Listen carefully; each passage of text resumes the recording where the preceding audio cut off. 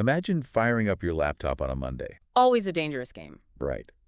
But before you've even had your first sip of coffee, a piece of software has already noticed a supply chain bottleneck. Yeah, and not just noticed it, but actually negotiated a new vendor contract to fix it.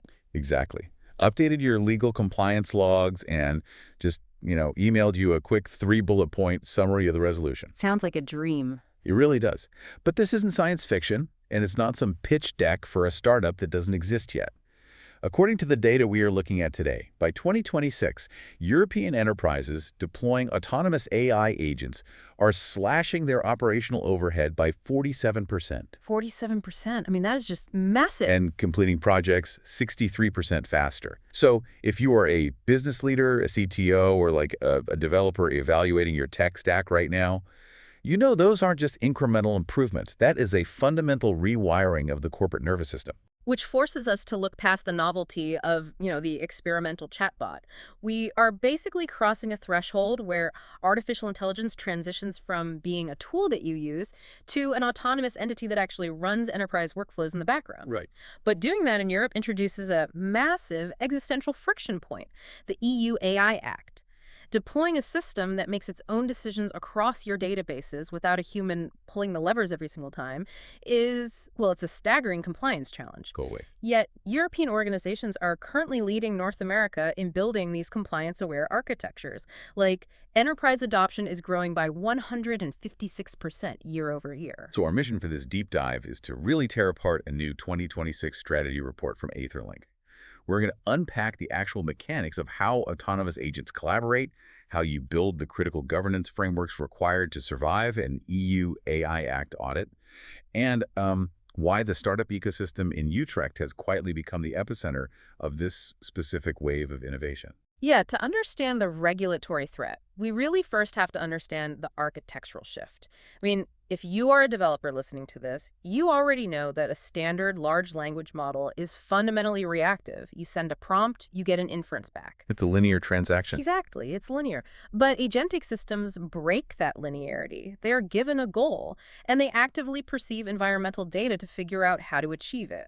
So it's like generative AI is that brilliant intern who only works when you explicitly hand them a task. But agentic AI is more like an autonomous project manager who, spots a bottleneck, delegates the work, and just emails you the final report. That is a perfect analogy because they actually look at your calendar, they query your SQL databases, they read live API feeds, they plan multi-step workflows, execute actions, and then continuously adapt based on real-time feedback loops. Let's ground that with a really concrete case study from the report. So AetherLink worked with a fintech company based in Utrecht, managing about 120 million euros in assets under management. And their internal processes were just drowning them. Oh, I'm sure. Yeah. Client onboarding was taking an average of 12 days, and their financial analysts were spending 40% of their week just manually monitoring portfolio allocations. Wow.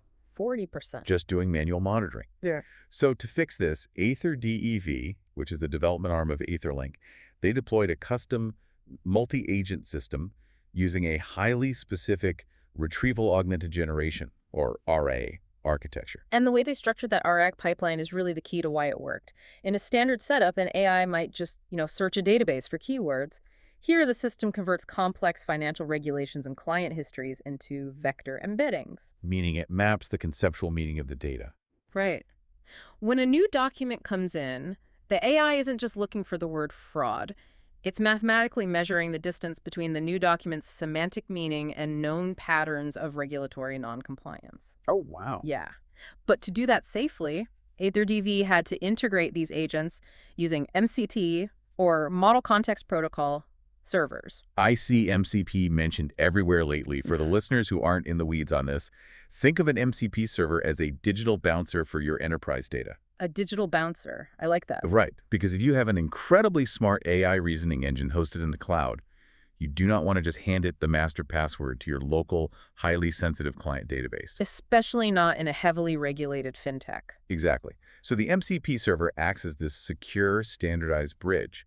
It allows the AI's reasoning engine to request specific context from your local databases, read exactly what it needs to make a decision, and then sever the connection without ever actually ingesting or leaking your proprietary data into the broader model. And because you have that secure bridge, you can start running multiple highly specialized agents simultaneously instead of relying on one massive monolithic model. Right. In this fintech example, they set up 3 distinct entities.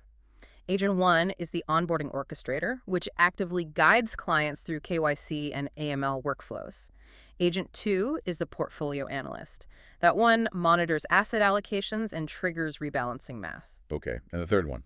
Agent 3 is the compliance monitor. Its entire job is continuously auditing the other 2 agents in the background. And the collaboration between them is what drove the metrics. When the onboarding orchestrator collects, say, a passport photo and a proof of address, it doesn't just process it. It passes the state of that workflow to the compliance monitor. Instantly. Instantly. And the compliance monitor checks those specific documents against that vector database of European financial laws we just talked about. Yeah. So over a 6-month period, that 12-day client onboarding process dropped to 2.3 days. That is an 81% improvement. Analyst productivity shot up by 156%.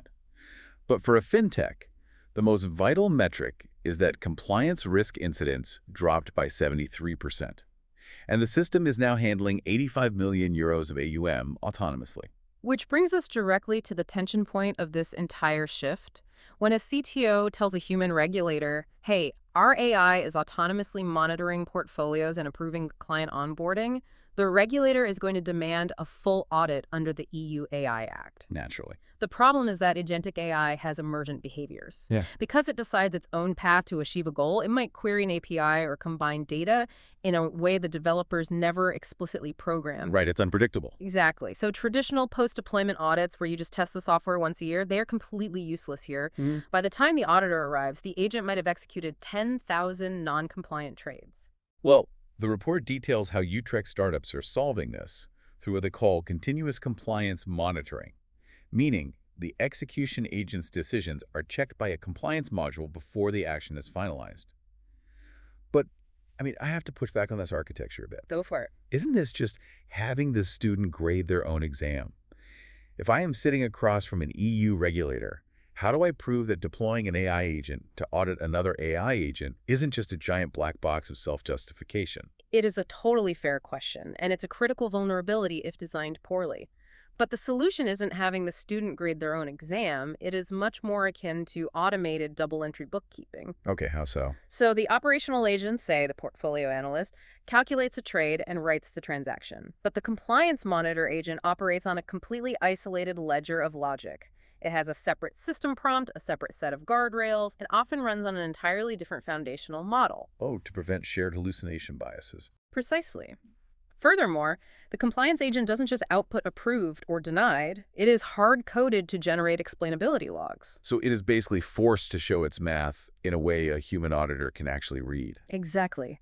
The system captures the specific decision tree, the exact vector data it retrieved via the MCP server, the regulatory rule it checked against, and, this is the crucial part for the EU AI Act, the alternative paths it considered but rejected. Oh, wow. Yeah, this creates an immutable, time-stamped audit trail for every single micro-decision. I understand the audit trail, but the framework also leans heavily on human-in-the-loop by design for high-risk decisions, like credit approvals.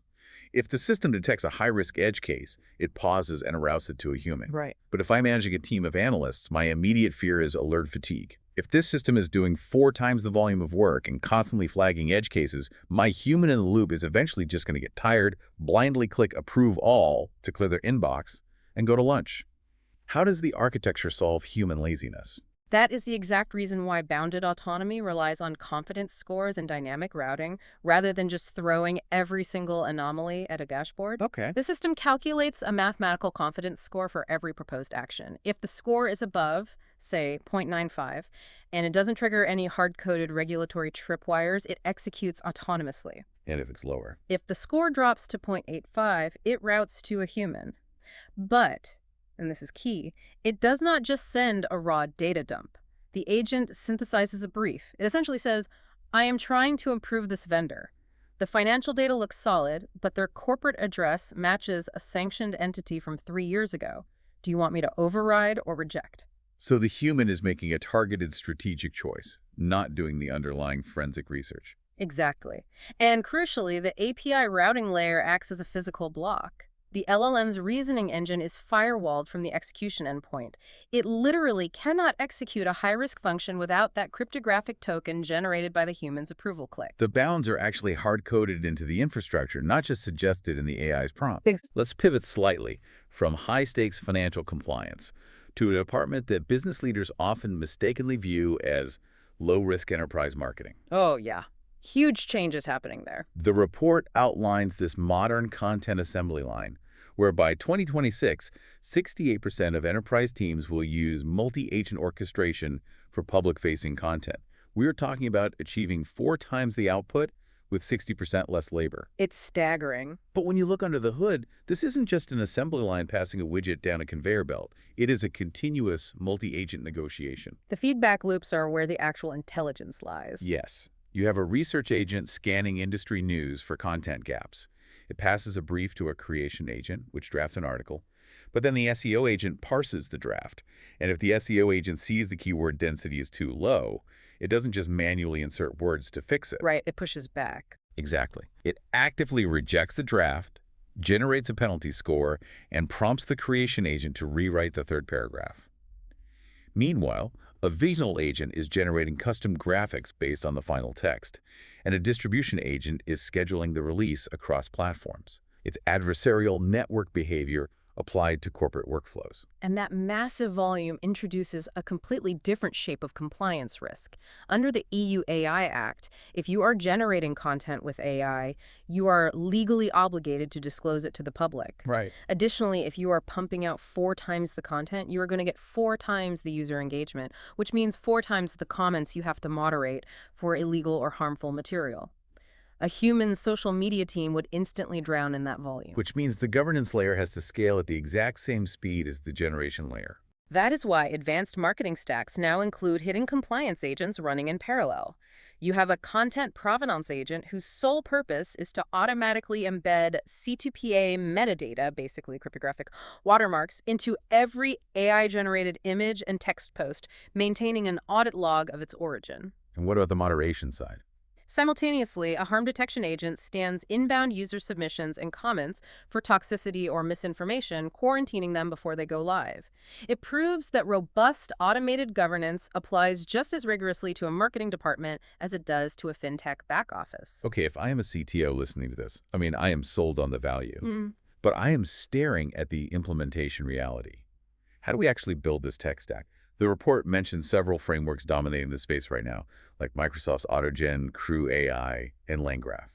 LangGraph is particularly interesting because it fundamentally solves the memory problem. It uses graph structures, literally nodes and edges. The agents are the nodes, and the current state of the workflow is passed along the edges. What does that mean in practice? State management means the AI has a persistent memory of a multi-day operation. If a distribution agent emails a vendor to schedule a release, and the vendor takes 3 days to reply, the agent doesn't forget who the vendor is or what they were negotiating. It just retrieves the graph state and picks up exactly where it left off. But the report also highlights that data strategy is kind of the silent killer of these implementations. Yeah. A lot of companies think they're ready for Agentic AI because they have a data lake, but they are running on batched data pipelines. Meaning their databases only update once a night at 2 a.m. Right. Agentic systems will fail spectacularly on batch data. Because they are interacting dynamically with their environment, they require discoverable, documented APIs and event-driven, real-time data access. If an agent is trying to negotiate a live supply chain contract or rebalance a portfolio at noon, it cannot base its math on data from yesterday. Makes total sense. Furthermore, the architecture must support the massive volume of explainability logs these compliance agents are generating every second. Which brings up a very practical question about capital allocation. If generic frameworks like AutoGen and LangGraph are available right now, and they are incredibly capable, why are enterprises turning to custom solutions? Good question. The AetherLink report notes companies are paying 40 to 80,000 euros for custom setups from their AetherDV division in Utrecht. If Microsoft gives me AutoGen off the shelf, why am I paying an external team to build this? Because an off-the-shelf framework gives you a fast car without any seatbelts. Generic frameworks are exceptionally good at multi-agent orchestration, but they lack out-of-the-box EU AI Act compliance tooling. They are not pre-configured to generate the specific immutable explainability logs, the bounded autonomy routing layers, or the continuous vector database compliance monitoring required by European law. So you can build a super efficient agent on LangGraph internally, but the second an EU regulator knocks on your door and asks why the AI denied a specific user's application, you have absolutely no way to show them the reasoning chain. And the fines for violating the EU AI Act can reach tens of millions of euros, or a percentage of your global turnover. So paying for a custom configuration that natively embeds those compliance layers from day one is essentially a necessary insurance policy. You are paying for the architectural certainty that your execution agents cannot outrun your governance agents. That perfectly explains the Dutch advantage highlighted in the report. Like, why is Utrecht leading this specific compliance-first approach? It's a convergence of a few factors, right? Yeah, exactly. The Dutch tech ecosystem adopted the core principles of the EU AI Act very early on, meaning their software engineering culture has been testing these specific explainability patterns longer than most. But the biggest strategic driver seems to be European trust positioning. Right. Because for a highly risk-conscious European enterprise, imagine, a German logistics firm or a French healthcare provider deploying a core operational backbone that touches all their proprietary data is nerve-wracking. It's terrifying. Exactly. Building that architecture with a local EU-regulated entity carries significantly less geopolitical and regulatory risk than relying entirely on a monolithic US-based provider whose data governance might suddenly clash with new European directives. It is not just about the capability of the technology, it is about the legal jurisdiction of the technology. We have covered a massive amount of architectural ground today, from the transition to vector-based RAG and MCP servers, all the way to continuous compliance monitoring and LangGraph state management. Let's distill this down for the leaders listening. What is your absolute #1 takeaway from the AetherLink strategy report? My takeaway is a fundamental shift in how we view regulation. Governance is an accelerator, not a bottleneck. In the tech sector, we have historically viewed compliance teams as the department of, slowing down innovation. Right, the fun police. Exactly. But the data here tells the exact opposite story. Enterprises that invest heavily in mature, compliance-first AI governance frameworks upfront are adopting Agentic AI 3.5 times faster than companies treating compliance as a post-launch afterthought. When developers know the API routing layers and explainability logs are bulletproof, they feel safe letting the agents run at full speed. Build the brakes first, and you can drive much faster. That structural confidence is everything. For me, the standout takeaway is the mechanics of bounded autonomy. It is the secret to scaling this technology without destroying your company. You have to design the architecture for human oversight first and automation second. Absolutely. Having a confidence score that forces the system to pause, synthesize a summary, and route an edge case to a human is not a failure of the artificial intelligence. It is a critical feature that prevents catastrophic, hallucination-driven failures from executing in the real world. The human remains the ultimate arbiter of risk. Which introduces a fascinating and largely unresolved friction point for the immediate future. As these state-managed multi-agent systems become more advanced, they are rapidly moving beyond internal tasks like scheduling content or monitoring internal portfolios. Right, they're looking outward. They're beginning to interact with the outside world on behalf of the enterprise. Things like autonomous vendor negotiation, dynamic pricing adjustments, and SLA enforcement. And when they start talking to the outside world, the legal landscape gets very, very murky. Exactly. At what point does the legal liability for a bad contract shift? Imagine your company's autonomous agent is interacting with another company's autonomous agent. Okay. They negotiate a legally binding supply chain contract in milliseconds. If the terms of that contract result in a massive financial loss, who is legally liable in a European court? Oh, wow. Is it the human operator who authorized the agent's budget? Is it the software developer in Utrecht who built the underlying framework? Or does liability somehow attach to the autonomous agent itself? It is a wild regulatory frontier, and the enterprises that figure out the governance architecture first are the ones who are going to safely capture that 63% speed increase. For more AI insights, visit AetherLink.ai.